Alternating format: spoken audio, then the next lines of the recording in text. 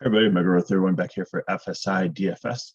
We have a really nice 13-game slate here for Friday the 13th. So not as scary as yesterday's slate. Wow, that early slate was really brutal. We lost the Houston, Minnesota game, which had the top two pitchers. Luckily, Matt's got thrown in there to pitch for St. Louis, but I was on Walker, and actually he scored like the second or third most points, I believe, on both sites. So I was glad I hung in there. Hope you rode his wave with me. But with this slate, we've got some awesome pitching. It's almost like we had to go on a restricted diet yesterday and what we could eat. And now today we have this all-you-can-eat buffet because there's so many choices for pitching and batting. So let's get into it.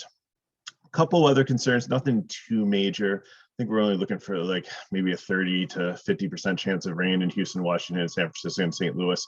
So I'm just going to go through the games and give you a quick overview, and then I'll talk about pitching tiers and the batting tiers, and then we'll do the two breakdown ones. So it'll be a little bit longer today, but there's so much to cover that I'll try to make it as brief as possible. So let's get into it. So Houston and the Nationals, Valdez and Josiah Gray, not really interested in either pitcher. A little bit of weather concern there. I think you could take some of the Houston left-handed bats against Josiah Gray and maybe some one-offs against Valdez. So I think we'll just move on from that game. Nothing too exciting there. Baltimore and Detroit, you have Erod against Lyles. I think both pitchers could be good cheap options because both offenses have struggled at times and have some strikeouts in them. I think I prefer Erod. Like, he started out the season average, but he really turned it on last outing. So I think he's really starting to come into his own. I know St. Louis gave, or the Baltimore gave St. Louis a little bit of fits. They kept them to a pretty low scoring game. And but I mean, it really didn't put up too many runs against them. Wind's blowing in at 10 miles per hour. So bats in this game, maybe like Lyles has scored negative DK points on occasion. Again, like at 5'4", I think he's like one of the safest punts if you are paying up for a pitcher and then you want to pay down for somebody and then get like a high stack. But if you stay to the end of the video and you see in the lineup breakdown, I don't think you really need to do that. I think there's some really good bats that are cheap that you can build upon in your lineup. And if you're punting like catcher, shortstop, and one of the outfield positions, you can really get some amazing stacks in with some good pitching. So, but Lyles is there potentially. Baltimore bats, not too excited. Maybe some of the right-handers that are cheap if you need some one-offs. Maybe like Santander, Mancini. Like, I really don't like going to one-off at first base, especially with some of the amazing plays there. So, said in this game, consider the pitchers for cheap punts. Maybe a Detroit pieces if you need a cheap stack, but that's pretty much about it. Toronto and Tampa Bay Rays. You have Gossman and Rasmussen. Gossman, I think, is probably the best play on the slate. I know that you have Scherzer, and I know you have Kershaw and Cole, but Gossman has been really good getting strikeouts. Tampa Bay does strike out. It's a pitcher's ballpark. So I think, and he's a little bit cheaper. So I think, you know, if I have to pick one of the studs, especially on FanDuel, I think he is the one that I want to go after today. Rasmussen on the other side, they really don't let him go that deep. So, and this Toronto lineup is decent. I don't think he gets blown up, but I don't think he really scores that much. And in his price range, I would rather go like Fried or Darvish. So he's not even on my board today for as an option at 8-9. Bat wise, you have two good pitchers here, and both teams are still priced up. The algorithm didn't take it in consideration. So if you're playing 150 max, of course, you know, probably going to stack every single team on a 13-game slate. But if you're doing a 20 max, I'd just cross off Toronto and Tampa Bay bats here. Next up, we have the New York Mets and the Seattle Mariners. Marco Gonzalez is a no against the Mets. I don't think the Mets are going to completely destroy him, but I don't think he has any win equity against Scherzer. And I like some of the right-handed bats against him. Max Scherzer, I think this is a great matchup for him too. So like he and Gossman, again, I take the $400 discount on Gossman just based on his current form and the strikeout upside. I think Tampa Bay has a little bit more, and but New York, Citi Field is a pitching park also. Wind blowing in 6 miles per hour, 65 degrees. So it's a tough choice here. And I think, you know, I'm going to try to show you in one of the builds how to get both of them in your lineup today. So Scherzer, Gossman, I don't think you can go wrong with either one of them. Seattle bats, I think, you know, if you really want to get cute and play a really high leverage contrarian stack, but other than that, I'm off of them. The Mets bats, I think, make it for a good GPP here, especially the right-handers. Lindor, Davis, Alonso, Canha has hit really well, and he's actually pretty cheap at 3.2. So if you're looking for a cheap outfielder as a one-off, then he makes a good one there. San Diego Padres, Atlanta Braves, good hitting weather here, 76 degrees, wind slightly blowing in 8 miles per hour. Looks like it might be a little bit of precipitation before the game at like 32%, but the nighttime looks like only in 10%. So maybe a delay, if anything, but I'm not really considered enough even to put this on the weather side there. Again, two good pitchers. You have Darvish, you have Fried.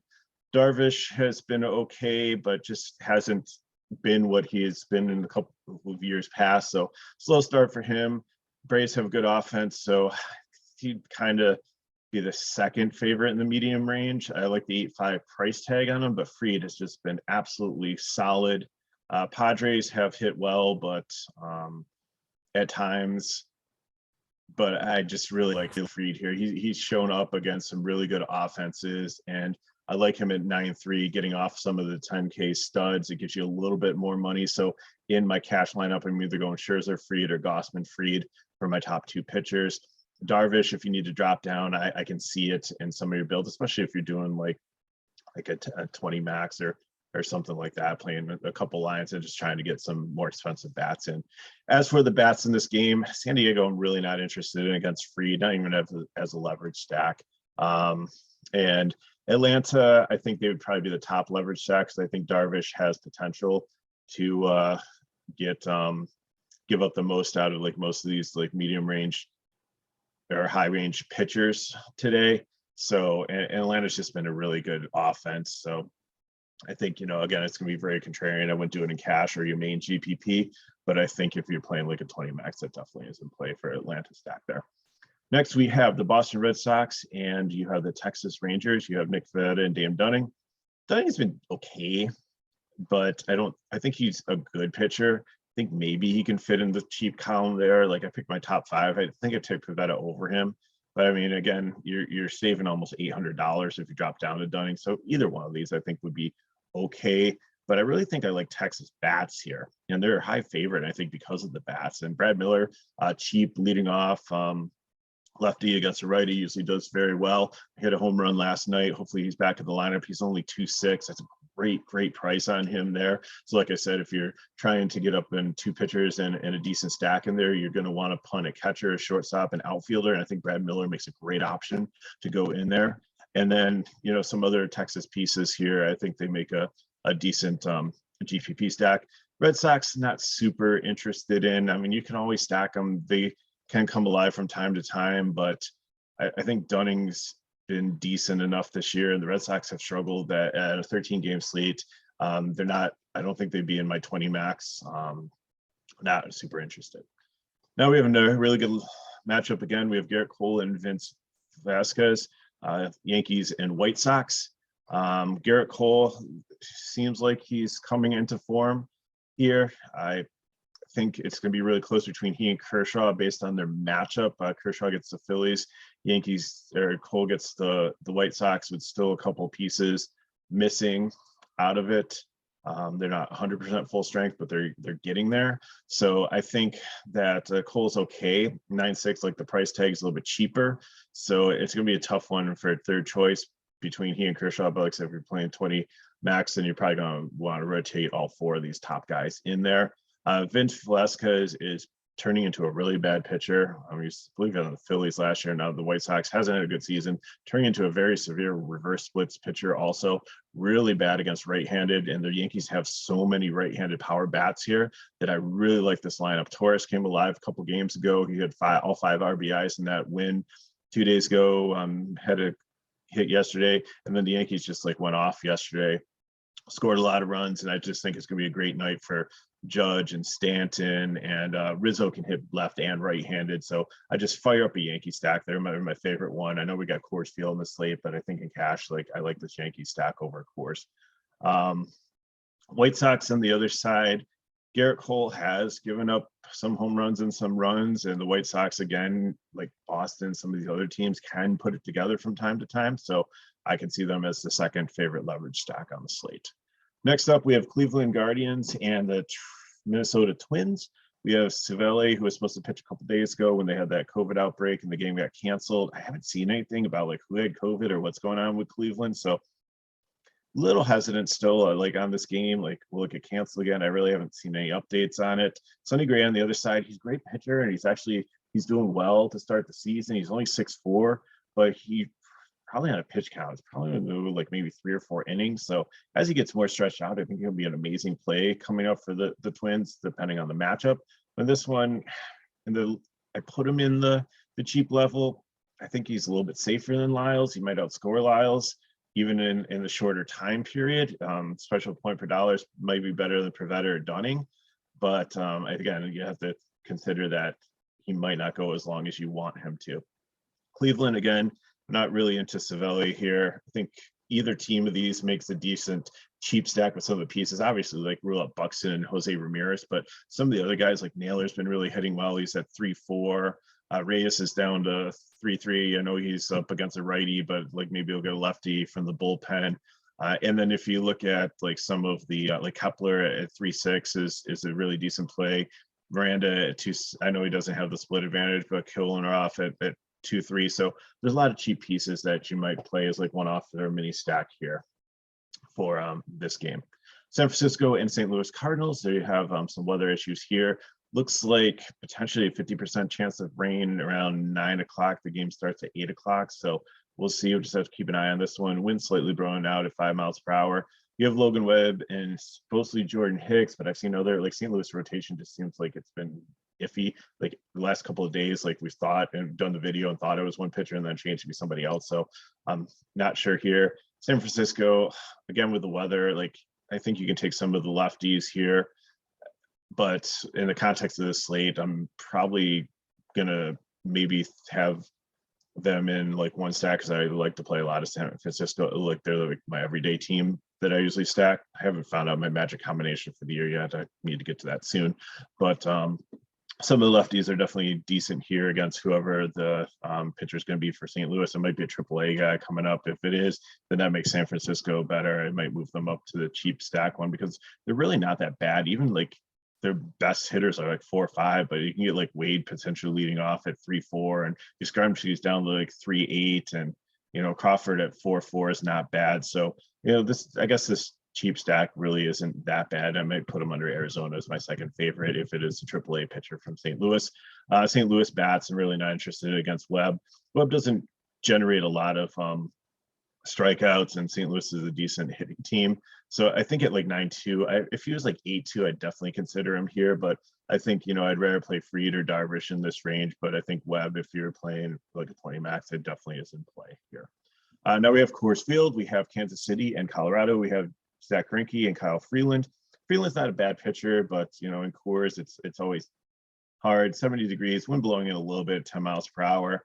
I think both pitchers are pretty much a fade for me here.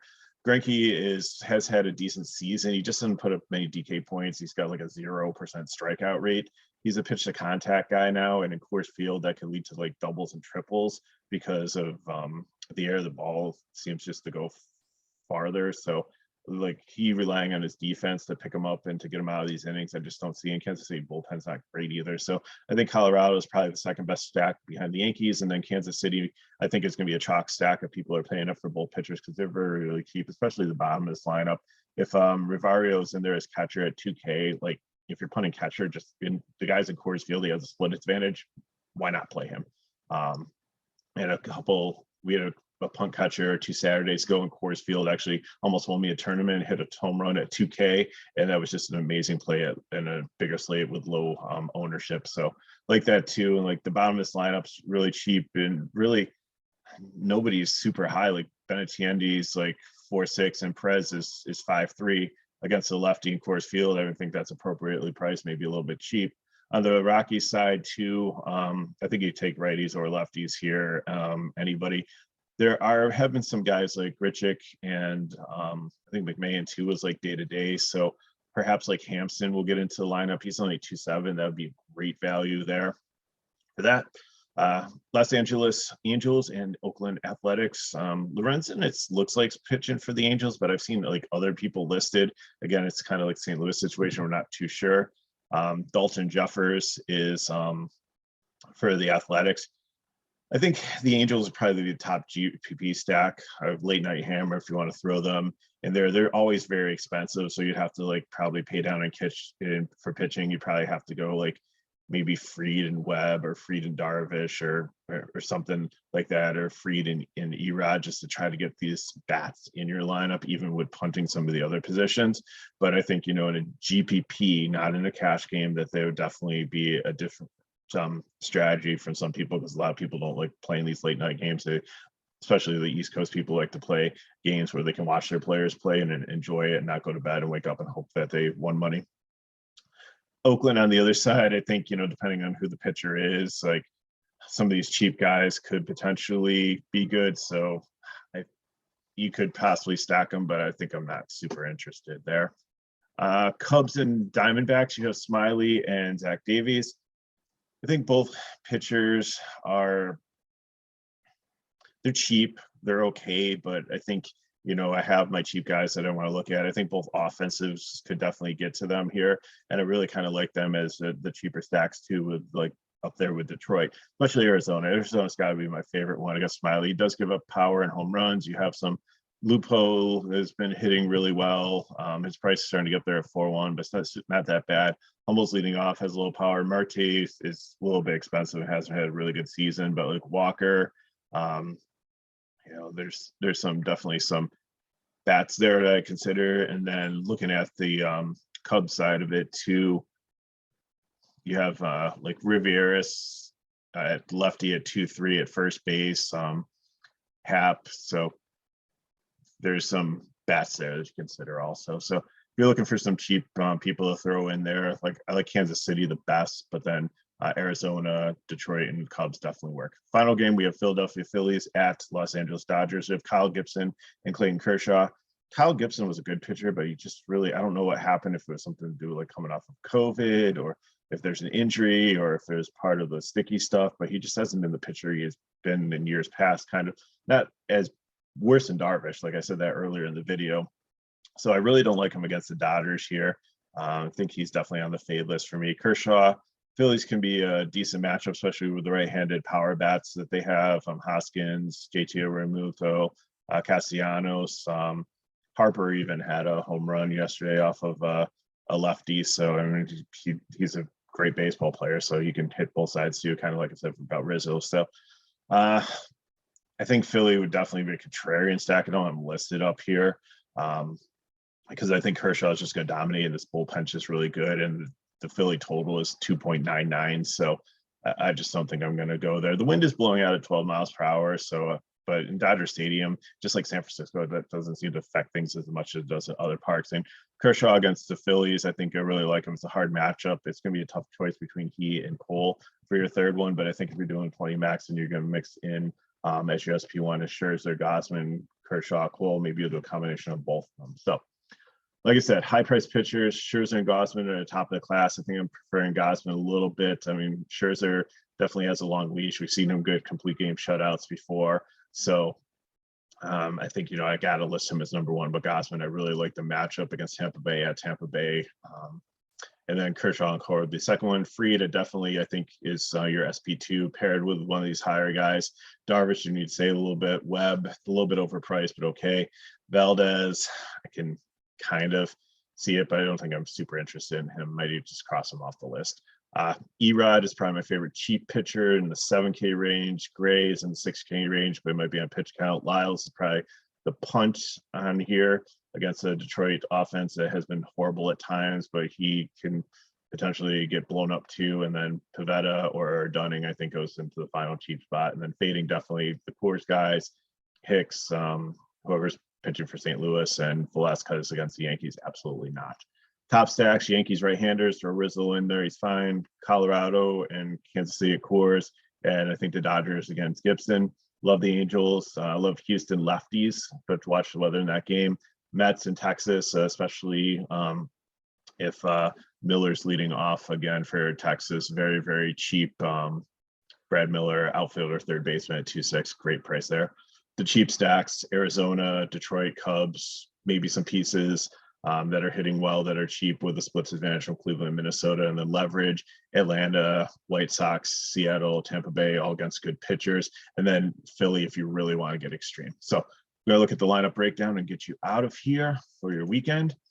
So like I said, pick a stud pitcher. I'm probably going Gossman and take Fried as your second one. Cheap catcher, really hope, I think it's Rios from Kansas City at 2K is Riviero is catching there at 2K. If he's in, I'm locking him in as my cheap catcher. If not, there's some other guys in the low 2K range you can put in there. If you got a little bit more money, if you want to put Higgy in there for this Yankee stack, do that too and take out Torres. Rizzo at first base, definitely a lock. Donaldson too cheap at third. Torres, I like him at second base, but he's the one that out of the five that you can flex off of if you add another Yankee that you want, or if you need to save some money and pay down there. I'm fine with that too. Judge and Stanton, and like say, pay down at shortstop. Miller might be a good outfielder to throw out there, or some of the other guys in the Arizona Cubs game. Even like Cleveland, like I said, Naylor's been hitting really well. He's at 3-4 there. And then if you want to pay up for two pitchers, I think you will go Scherzer and Gossman. Like I said, Riviero there, and then stack Colorado and Kansas City. Take the back end of Kansas City. So it should be Nicky Taylor or Nicky Lopez, Maurice Taylor, and Riviero. They should hit 7, 6, and 7, 8, and 9. And then if you want to put Witt in at second to get the wraparound to the first position, if he leads off, that's fine. Hampson's a great savings there too. Then at first base, decide if you want to go with Cron or there. If you can get up to Joe in the outfield there, or like I said, if Hampson there, if you play Witt is good. Grichuk, if he's back in, is usually a little bit cheaper. Lots of options to go for here.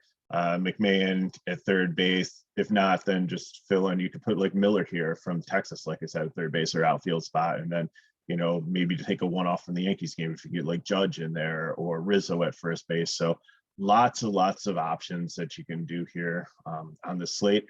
Really like it. Really, it was a fun breakdown to do, and I appreciate you watching. And what I've really appreciated also is all the people have reached out to me on Twitter and have started to follow me. I've followed you back. We've opened up like DMs so we talk about games and questions and things like that, or leaving comments for the videos. McKinley and I have been trying to do the best we can to answer your questions there. Yes, McKinley is still working for FSI. Just again, been having trouble with doing long speaking engagements as he continues to heal his voice. So and he needs it for his career. So I know you guys miss him, and I appreciate the well wishes and continue to send them out in the video chat or hit him up in 20 at McKinley412 on Twitter. Wish him well, and hopefully in a couple of weeks we'll get him back here and we'll be trading videos on and off. But it's been an honor to do these. Thank you so much for watching. If you want more information on FSI DFS, go to the description of the video. The link to our Discord and to our site are all there. Like I said, leave comments below, hit me up at Twitter, and we'll see you next time for our next breakdown.